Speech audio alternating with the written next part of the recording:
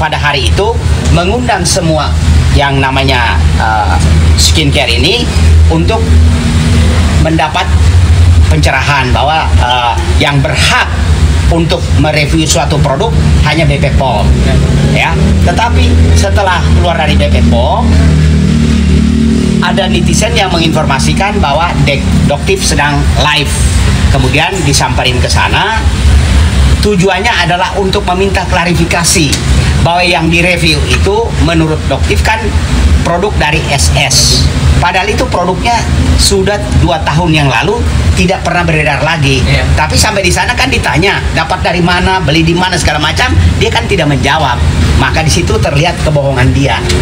Gitu loh. Jadi dia banyak berbohong bahwa dia mengatakan bahwa ini produk SS, ternyata 2 tahun sebelumnya produk itu tidak ada lagi. Bahkan kita bisa buktikan kapan beli dari pabrik, kapan didistribusikan ke distributor, dan kapan BP POM menegur supaya tidak beredar lagi. Ada itu semua. Berarti dalam arti gini bang, berarti dalam arti semua itu ada, bisa dibilang ada ya bang, atau mencari kesalahan bang?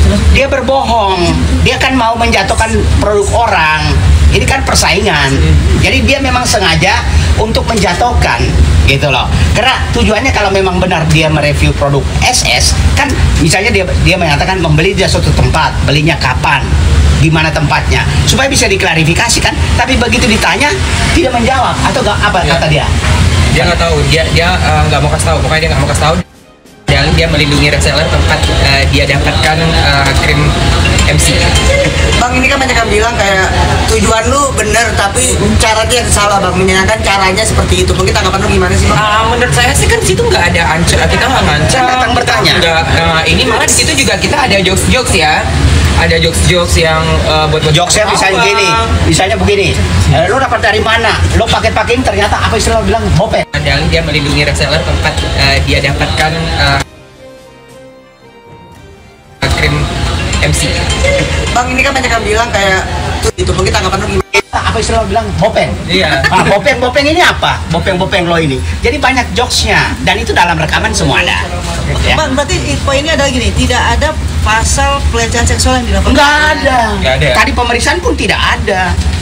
Tidak disentuh, tidak ada ucapan-ucapan yang mengarah ke seksual. Nah, di gambar itu ada seorang laki-laki yang datang terus langsung pergi, itu siapa kalau boleh tahu? Yang mana? Yang dia seolah-olah melakukan provokasi atau Wah, nggak tahu kan, banyak video putarannya banyak dan banyak orang. Kan ada gambar laki-laki datang terus buka baju langsung pergi itu. Ada nggak? Di video nggak ada itu. Nggak diperlihatkan. Tadi nggak diperlihatkan. Karena waktu preskon pertama kali Doktif ada hal-hal yang seperti itu dibicarakan. Dari pihak sana ngomong. Oh, tapi tadi nggak ditanyakan ya? Dan karena di dalamnya kan ada pihak rumah makan, ada timnya Doktif, ada tim ini. Jadi yang mana kita tidak tahu, tapi tadi tidak diperlihatkan rekaman itu. Ya, ada laporan yang beredar gimana sih yang sedang viral?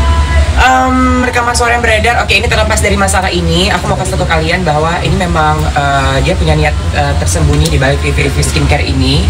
Ya, terbukti dari kemarin dia pernah ada kabar bahwa dia ketemu sama suami Dr. Reza di Starbucks Cilegon, tapi dia itu membantah dan mengatakan bahwa itu adalah fitnah. Ya, dia bertemu dengan salah satu sales sales pabrik obat. Nah, ternyata dia memang ketemu dengan dengan suami Dr. Reza dan dia juga di situ meminta sejumlah uang $2 juta Singapura atau 20 miliar lebih kurang ya, dan membawa-bawa nama Kapolri, membawa-bawa nama DPR dan juga dia membawa nama presiden ya di situ. Ya, kalau kalian mau lihat fotonya, aku bisa kasih lihatin. Agak tengah itu. Tahan. Itu bisa dijelasin bang, sambil dijelasin kapan bang?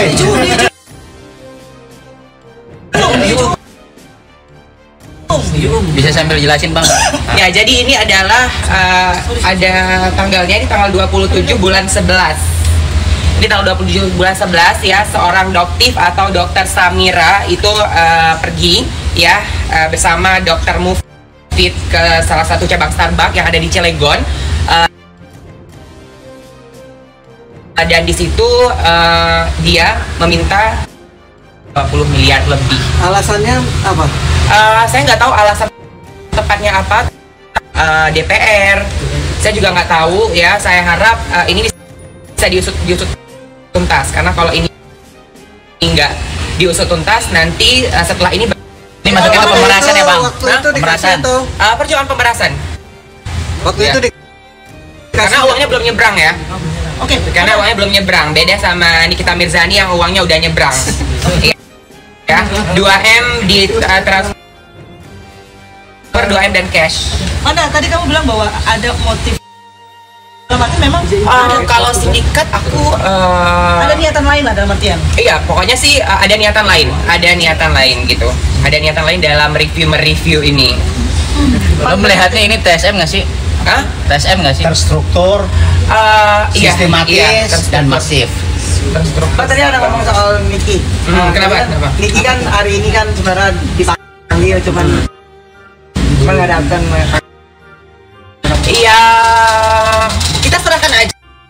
Kita serahkan aja ke pihak yang berwajib. Ini juga bukan wewenang saya. Tapi kalau misalnya suatu saat nanti panggilan pertama saya nggak akan hadir di panggilan kedua, ya, dan saya nggak akan hadir di panggilan ketiga. Ya, maksudnya semua harus ada apa yang diterima oleh Nikita Mirzani bisa diterima juga sama orang lain. Berarti Ya. perasaan Nikita kebal hukum atau gimana mungkin? Kalau kebal hukum saya nggak yakin dia kebal hukum ya. Cuma dia juga bukan siapa-siapa kan, dia juga rakyat Indonesia yang sama seperti kita semua punya hak dan punya kewajiban. Itu aja sih, saya nggak yakin dia kebal hukum, nggak ada yang kebal hukum. Oke, ya, oke. Terima kasih.